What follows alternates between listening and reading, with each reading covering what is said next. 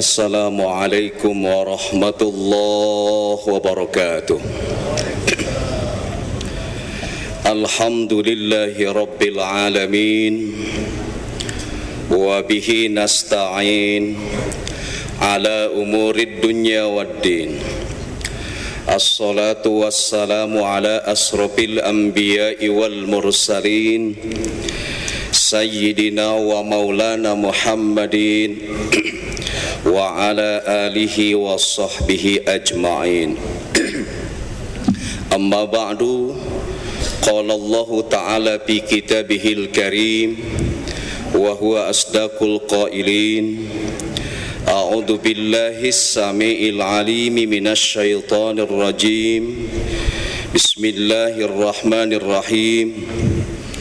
Innamal mu'minuna alladhina idza dzukirallahu wajilat qulubuhum wa idza tuliyat 'alaihim ayatuhu zadatuhum imana wa 'ala rabbihim yatawakkalun alladhina yuqimuna as-salata wa mimma razaqnahum yunfikun ulaika humul mu'minuna haqqan lahum darajatun inda rabbihim wa maghfiratu wa rizqun karim. Al-ayah, sadaqallahul azim.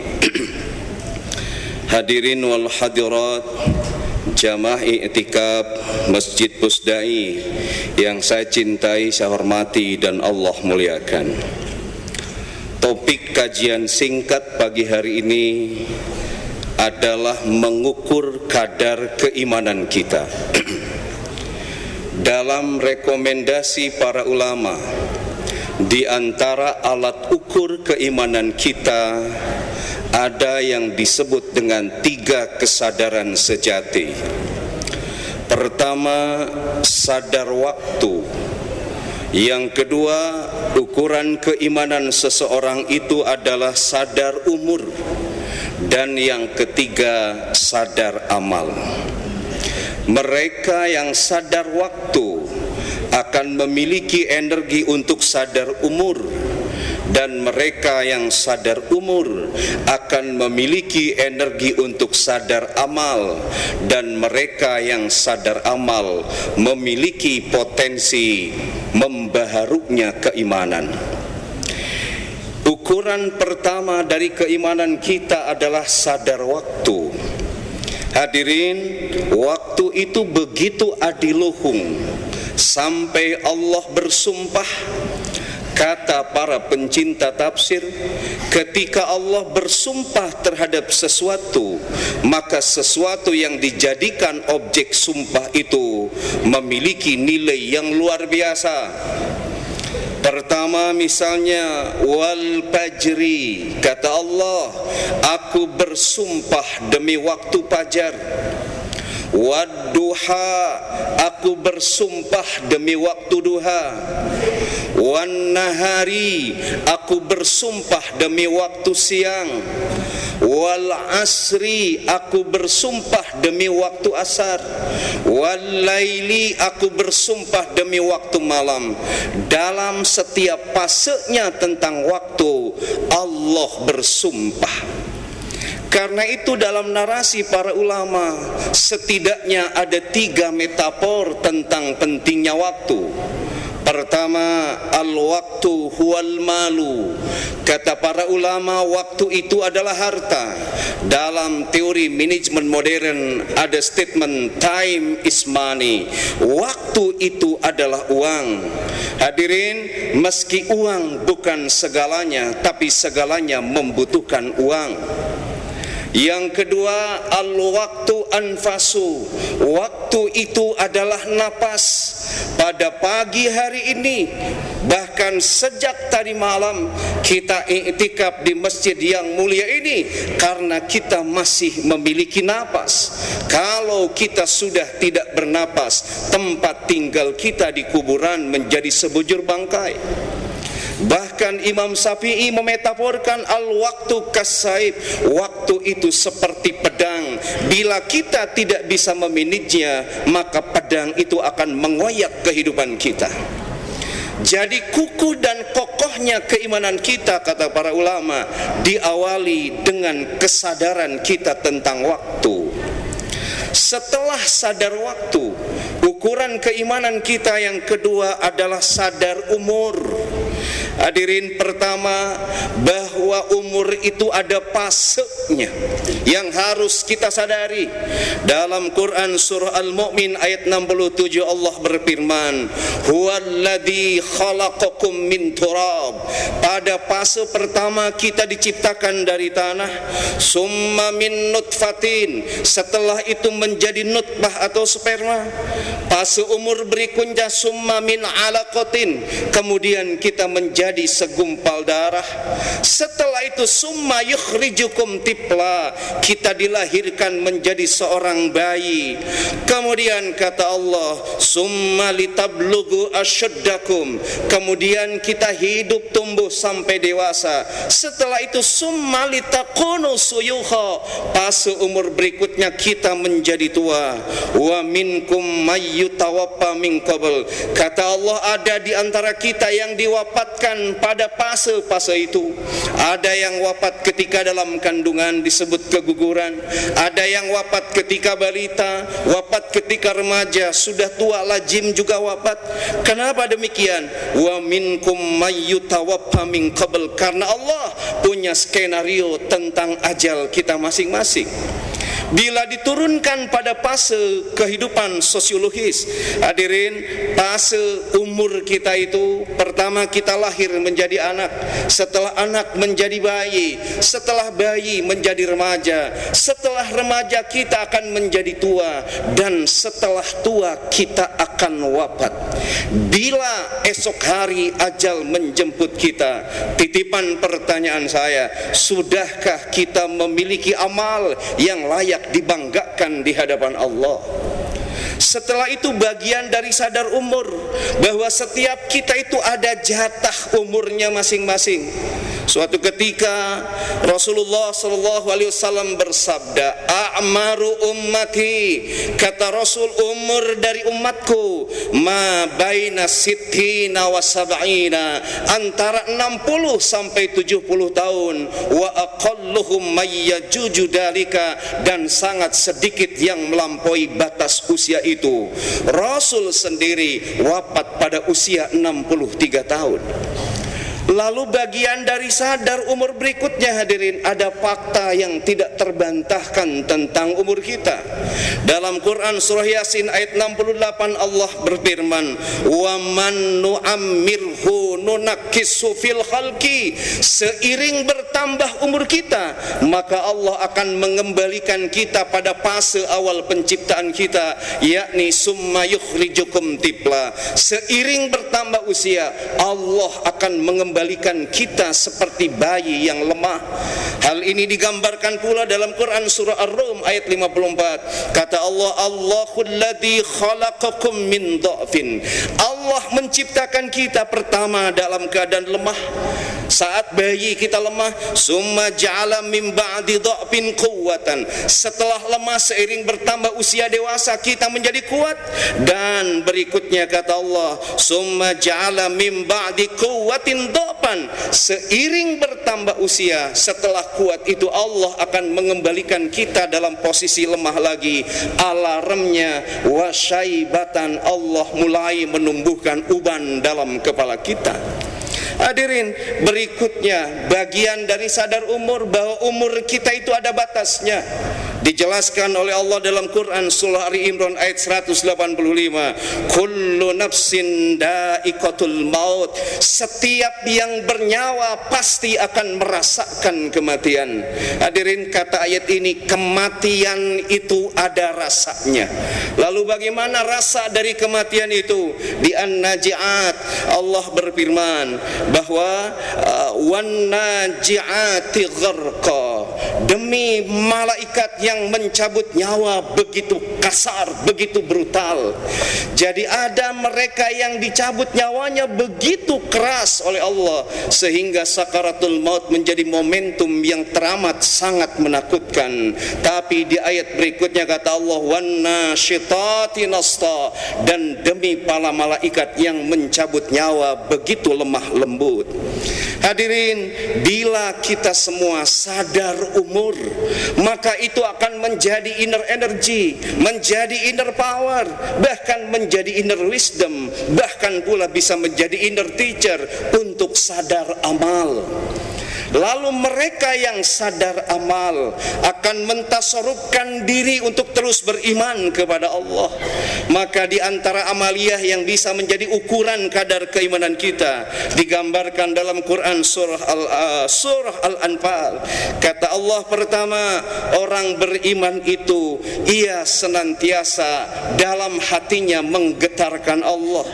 Yang kedua, orang beriman itu selalu berinteraksi sedekat mungkin dengan Al-Quran, hingga ketika dibacakan Al-Quran zadathum imana, bertambah keimanannya.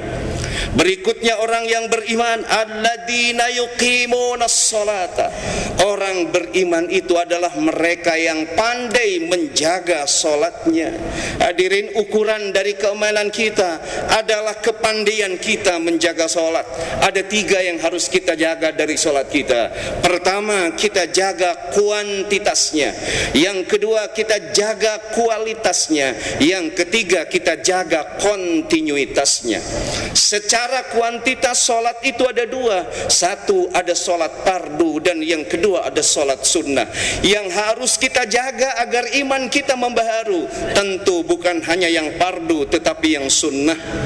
Sebab kata Rasulullah, siapa saja di antara tuan dan nyonya, siapa saja di antara ibu dan bapak yang pandai menjaga solat sunnahnya berbanding lurus dengan solat fardunya, asbatallahu nuri fi qalbihi, maka Allah akan menyimpan cahayanya pada hati kita.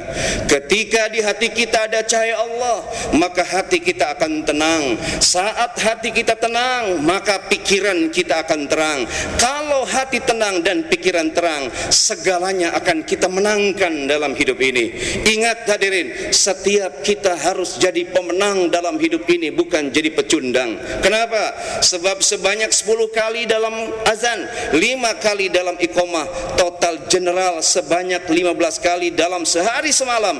Melalui lisan para muazzin, Allah mengingatkan kita dengan redaksi hayya 'alal falah, mari kita semua meraih kemenangan. Kemenangan akan kita raih ketika pikiran kita selalu terang. Pikiran akan terang kalau hati kita tenang. Hati akan tenang dan pikiran akan terang ketika Allah menyimpan cahayanya dalam hati kita, dan cahaya Allah akan disimpan dalam hati kita ketika kita pandai menjaga solat sunat kita. Yang kedua yang harus kita jaga dari solat kita agar kukuh dan kokoh keimanan kita adalah kualitasnya.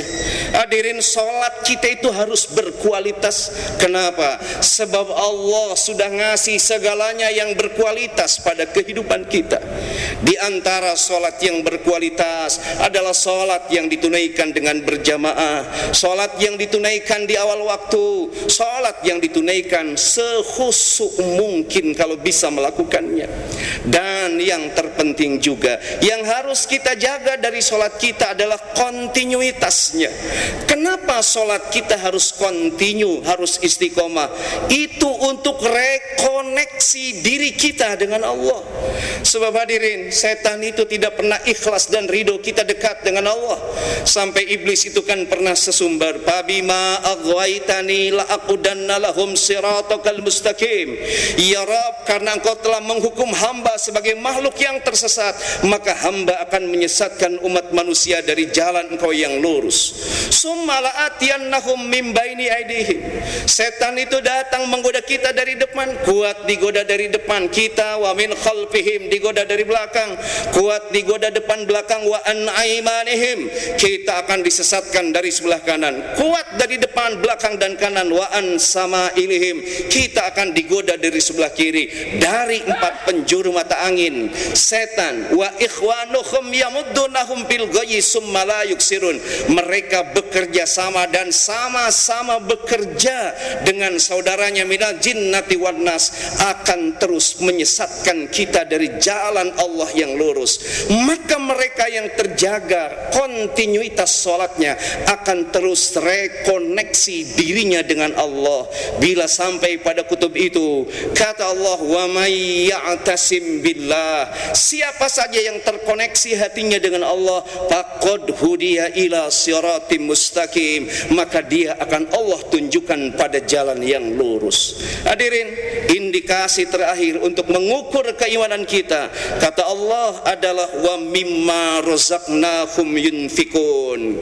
Ukuran keimanan yang paling operatif adalah ketika kita memiliki kepekaan dan kepedulian pada saudara kita yang kurang beruntung. Ketika kita memiliki kelebihan harta, harta kita dipakai untuk menyantuni mereka. Karena itu dalam sebuah hadis disebutkan, seorang mukmin yang imannya akan kokoh adalah mereka yang gemar berbagi makanan pada saudaranya yang kelaparan dan berbagi minuman pada saudaranya yang kehausan. Hadirin, terkait makan, dalam realitas sosiologis diintrodusir setidaknya ada 5 kalimat. Pertama, makan apa tidak. Yang kedua, makan dengan apa. Ketiga, makan di mana. Yang keempat, makan siapa. Dan yang kelima, makan dengan siapa. Pertama, makan apa tidak lazimnya keluar dari lisan mereka yang miskin papa. Karena tidak memiliki pekerjaan, maka tidak punya pendapatan, hingga mereka lazim berkata, makan apa tidak saya hari ini. Yang kedua, makan dengan apa? Lazimnya keluar dari lisan kita yang punya pekerjaan hingga kita punya pendapatan, lalu kita leluasa untuk berkata, makan dengan apa saya hari ini. Makan di mana? Lazimnya keluar dari lisan orang-orang kaya. Karena memiliki kelebihan harta, mereka memiliki kebebasan untuk eksplorasi kuliner di resto manapun yang ia sukai. Hadirin, makan apa tidak? Mudah-mudahan tidak keluar dari lisan kita. Makan dengan apa? Tidak apa-apa. Karena kita membutuhkan variasi menu makanan untuk stamina tubuh kita agar giat bekerja dan ibadah. Makan di mana? Tidak apa-apa, sejauh kita yakinkan uang yang kita pakai untuk makan adalah uang yang halal, dan kita yakinkan pada saat mengkonsumsi makanannya tidak berlebihan. Tapi kita harus berlindung kepada Allah untuk berkata, makan siapa saya hari ini. Kenapa? Sebab kata ini lazimnya keluar dari mulut para politisi dan birokrat busuk yang masih saja hidup di negeri ini. Mereka sama sekali tidak sedih, tidak empati, tidak simpati ketika bangsa ini dihuni oleh mayoritas miskin papa. Bahkan dalam kutub tertentu, semakin banyak angka kemiskinan akan mereka kalikan dengan jumlah rupiah tertentu atas nama program pengentasan kemiskinan, atas nama bantuan sosial, atas nama makan bergizi gratis. Sayang yang muncul, hadirin, adalah the rich richer and the poor poorer. Yang kaya semakin kaya, yang miskin semakin miskin.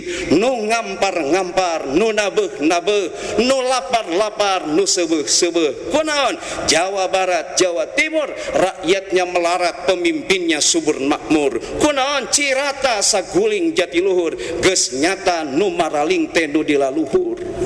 Hadirin, yang mulia di antara kita di hadapan Allah bukan mereka yang berkata makan apa tidak, makan dengan apa, makan di mana, apalagi makan siapa. Yang paling kukuh dan kokoh keimanannya adalah mereka yang berkata, makan dengan siapa saya hari ini. Mereka yang sejatinya menjadi teman makan kita di meja makan bukan hanya mereka yang punya relasi primordial saja dengan kita seperti famili kita, bukan pula dengan mereka yang punya relasi bisnis saja dengan kita, tapi dengan mereka yang punya relasi teologis dengan kita. Siapakah mereka? Fuqara, yatama, wal masakin, orang fakir, anak yatim, dan orang-orang miskin. Bila hari ini teman makan kita kita di meja makan adalah fuqara, yatama, wal masakin. Itu adalah ukuran keimanan yang paling operatif dari diri kita.